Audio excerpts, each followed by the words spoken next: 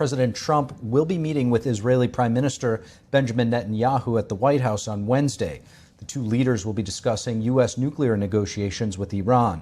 Joining me now to discuss these developments is former Ambassador James Jeffrey, Distinguished Fellow at the Washington Institute. Ambassador, great to have you back with us. So President Trump set to meet with the Israeli Prime Minister at the White House on Wednesday to discuss these negotiations with Iran.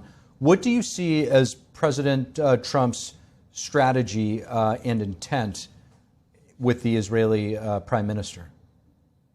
Well, thanks for having me on. First of all, President Trump knows that his actions, Israel's, the Biden administration's, other countries in the region over the past 2 years have decisively defeated Iran and its proxy network. What he's trying to do now is to build on it to get a comprehensive nuclear agreement that will end forever Iran's nuclear threat. The Iranians are balking. President Trump is going to talk with Netanyahu about what the parameters of some kind of less than perfect deal might be that Netanyahu can live with, but also what the military actions might be if, in fact, the Iranians do not cooperate, because President Trump, unlike in the past, is using military presence, this Armada, as he calls it, to put the Iranians under pressure. They're balking at this, but this isn't over yet.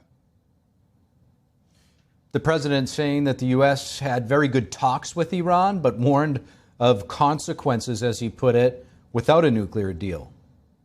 And they want to make a deal, as they should want to make a deal. They know the consequences. If they don't make a deal, the consequences are very steep. So we'll see what happens. But they had a very good meeting with a very high representative of Iran, and we'll see how it all turns out.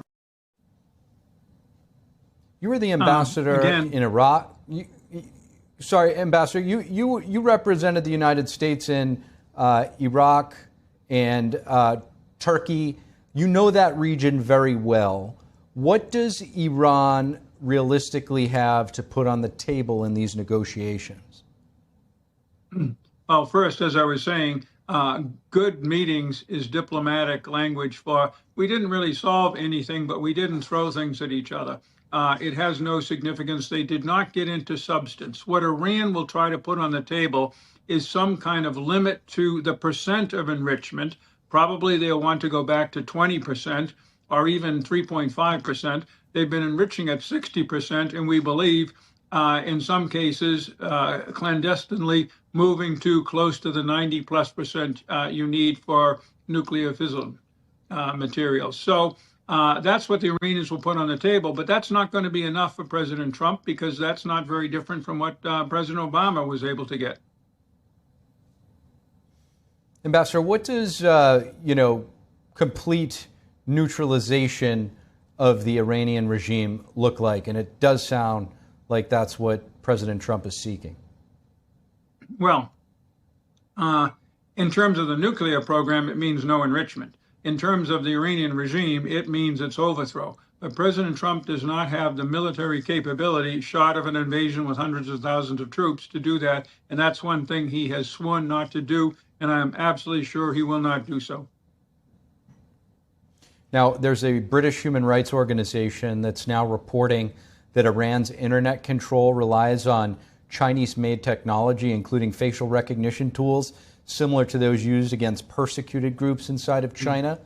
What do we know about Iran's digital surveillance capabilities, and what are the broader implications of the idea that a state should have absolute control over its internet within its borders? Well, that's exactly what you have in China. China has a massive surveillance capabilities over its citizenry, and the Iranians are envious. They want to have the same, and the Chinese, unfortunately, are trying to help them. This is something where American diplomacy with China may be able to help. The Chinese are susceptible to pressure if it doesn't involve their key and core interests, and helping Iran surveil its own population is not a key Chinese interest.